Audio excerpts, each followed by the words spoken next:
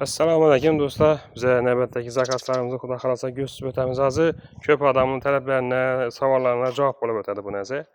120 ming so'mman, 120 ming so'mman usta qism ichida zo'r variantda devorning o'zini kilayamiz ichida. Boring bir oy davomida lokamiz unda sizga zakonni bir variantni ko'rsatib o'tamiz. Gibki klinker. Mana.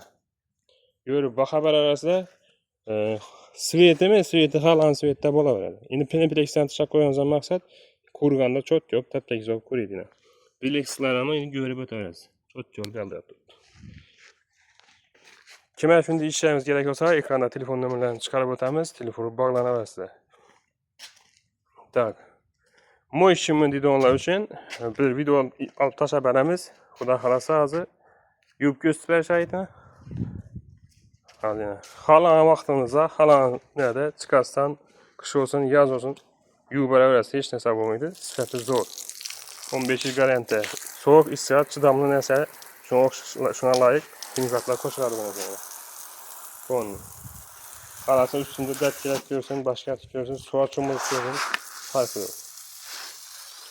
Issiq sovuqdan 1 kilo olib tiglari qo'lini kesadan darajada qatib turadi. Kimga shunday ishlaymiz kerak bo'ladigan bo'lsa, telefondan urib bog'lanaverasizlar. Tushunmagan savol javoblaringiz bo'lsa, javob berib o'tamiz. Bizda variantlarimiz ko'p. Gibki coming, gibki klinker, termo panel hammasi ketaveradi. Bazatli variantlarimiz ham bor. Sog' olun, salomat.